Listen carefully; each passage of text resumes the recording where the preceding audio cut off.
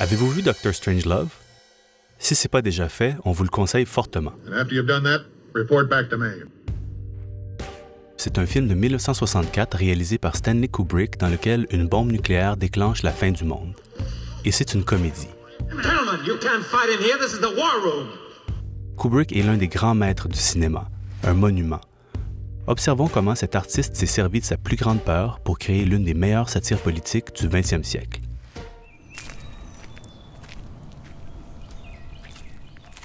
En feuilletant l'un des carnets contenus dans la Stanley Kubrick Archive, on tombe sur une page énigmatique.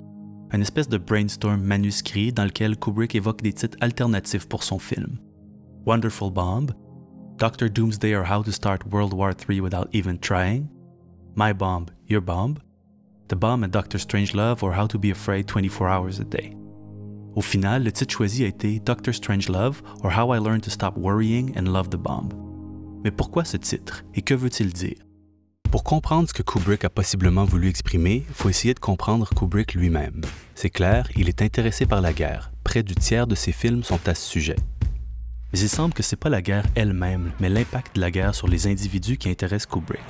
L'organisation militaire patriarcale, l'effet de la violence sur les comportements, et spécifiquement l'angoisse de mourir, qui est peut-être le thème central de Dr. Strangelove. Il s'agit de la réflexion d'un homme sur une situation qui est à l'extérieur de son contrôle, avec laquelle il cherche à composer. Un homme axé sur la logique qui tente de trouver un sens à une situation qu'il trouve insensée. Well, I was interested in whether or not I was going to get blown up by an H-bomb. And then when you read the literature in the field, your first reaction, superficially, is you're very encouraged because you suddenly realize there's this whole body of thought that's gone into the whole thing. And then as you read on and become more involved, then you begin to realize that all these things lead to very paradoxical outcomes.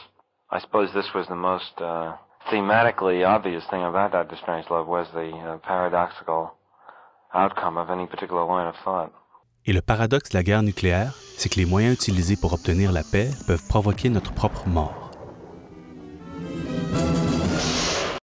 I think people have forgotten how frightening the Cuban Missile Crisis was. And Stanley was a bit of a forerunner to Google in research. He really wanted to know everything and scared himself to death and became more and more paranoid. He just really said, it's ridiculous. Why aren't we running away? Australia, maybe? Dans le cadre de ses recherches, Kubrick dévore une cinquantaine de livres sur le dilemme nucléaire. Le directeur du Institute of Strategic Studies à Londres lui conseille la lecture d'un roman, Red Alert. L'auteur, un ex-lieutenant de la Royal Air Force, offre un scénario catastrophe plausible et bien détaillé. Kubrick en achète immédiatement les droits dans le but d'en faire un film. Pour lui, les enjeux du nucléaire sont extrêmement sérieux et demeurent trop abstraits dans l'esprit de la population. The problem to begin with is that people do not react to abstractions. You know, they only react to direct experience. But that the atomic bomb is as much of an abstraction as you could possibly have. I mean, it's as abstract as the fact that you know that someday you'll die. Cette angoisse de mourir, thème central du film, est principalement causée par les failles présentes dans l'idée qui est au cœur du dilemme nucléaire, la dissuasion. Deterrence is the art of producing in the mind of the enemy the fear to attack. En gros, je ne t'attaquerai pas parce que je sais que si je t'attaquais, tu m'attaquerais en retour et qu'avec une arme aussi dévastatrice que la bombe nucléaire, t'attaquer serait la même chose que de me suicider. La dissuasion est donc l'idée de planer sur cet équilibre délicat entre la volonté de gagner et la volonté d'assurer sa propre survie. Et puisque cet équilibre est presque impossible à calculer, les dangers d'une déflagration liée à une erreur de jugement ou de communication sont très grands, sans parler des risques techniques. Et c'est l'absurdité inhérente au risque démesuré du nucléaire qui est exprimée dans le film. Dans une entrevue qu'il a accordée à Playboy en 1968, Kubrick explique « Ce qu'il y a de plus terrifiant dans l'univers, ce n'est pas son hostilité, mais son indifférence. Si nous parvenons à accepter cette indifférence et à relever les défis de la vie dans les limites imposées par notre mortalité, notre existence en tant qu'espèce peut revêtir un sens vrai et être épanouissante. Aussi vastes que soient les ténèbres, nous devons fournir notre propre lumière. » Et la lumière qu'a trouvée Kubrick par rapport au dilemme nucléaire, c'est l'humour. En adaptant les idées réalistes du roman, Kubrick et ses collaborateurs ont des tonnes d'idées comiques qu'ils écartent initialement parce que trop ridicules, trop risibles.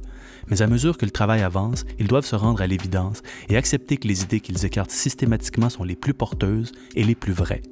Questionné sur le ton choisi pour le film, Kubrick persiste et signe.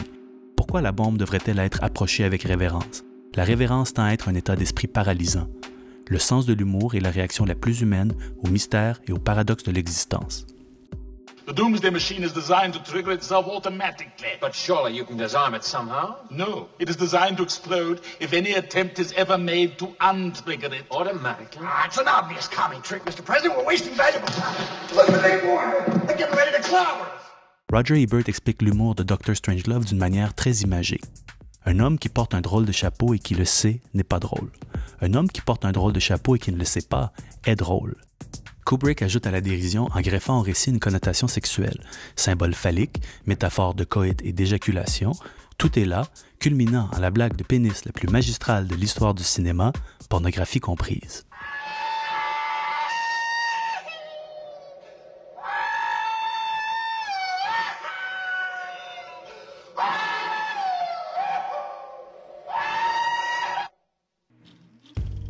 Certaines œuvres d'art réussissent à capter l'air du temps. Dans Dr. Strangelove or How I Learned to Stop Worrying and Love the Bomb, Stanley Kubrick a rendu concrètes les abstractions du dilemme nucléaire. Depuis, aucune arme nucléaire n'a explosé, mais beaucoup de choses se sont passées. Voici donc notre question. Quel film ou série télé saura le mieux représenter l'époque dans laquelle nous vivons actuellement?